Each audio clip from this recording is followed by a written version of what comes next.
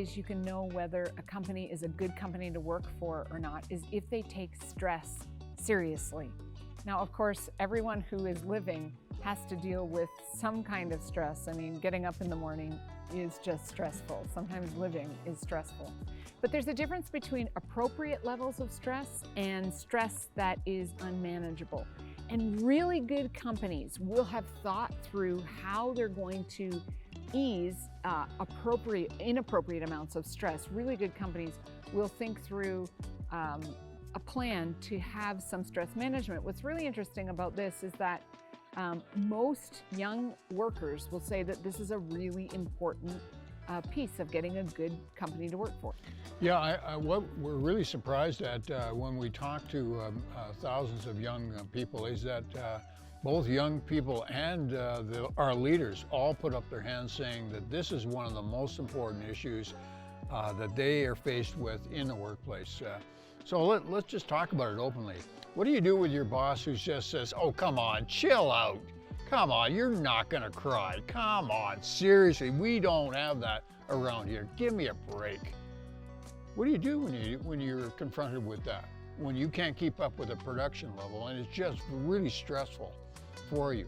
What do you do in that kind of circumstance? Well, what we want to make sure is that you actually know how to guard yourself against stress. And there are a few ways that you can do that before you even get a job. Because, I mean, it's pretty hard to go into an interview and say, do you take stress seriously? I mean, who's going to say no?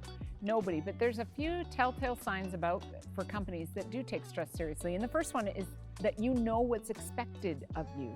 You have a job description. You aren't just like held to doing 8,000 things that you don't know how to do.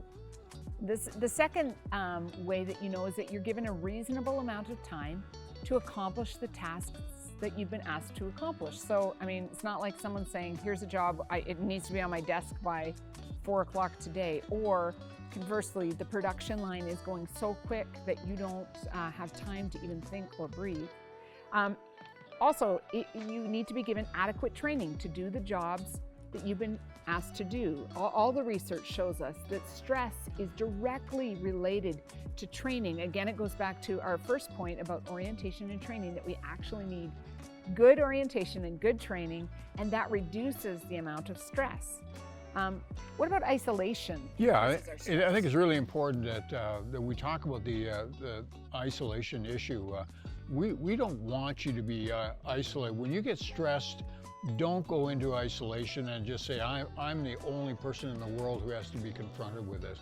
Talk to other people, get together with your peers or friends that you know, people that you can trust, people that you can share with. Do not be isolated. And I think that once other people in your organization know that you're under stress, they'll help you out. One of the best examples I came across was it was a team of both men and women, young men and women. They had kind of gathered together as a team, and they said to me, we talk about stress about before our work starts in the morning at our tailgate meeting. We talk about it during the week. If somebody's had a bad day at home and they bring the stress to work, we want to know about that because it impacts the way we do business or operate together. And together as a team, that was incredible amount of strength that I saw.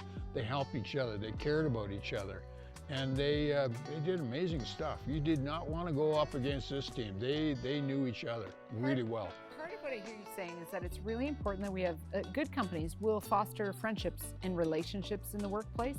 And this sort of goes against conventional wisdom. I was actually talking to somebody about this yesterday, and they were saying, nah, it doesn't matter if you have friendships at work. What does that matter? But actually, all the research shows us that places that encourage friendships at work, if you have a best friend when you go to work, it changes your stress level. It lowers your cortisol. It changes the way that you work. And so a really great way when you're looking for a job, like how do I know if this is a good place to work? It's just like when you come into the place of work, see if people are friends. If there's friendships in that place of work, you can sort of be assured that stress levels are going to be a little bit lower there, and that's a really good sign.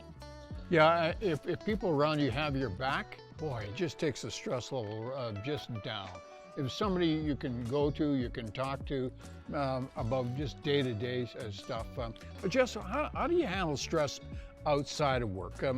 What are some of the things that we could just, recommend that we've got feedback from, such as playing music?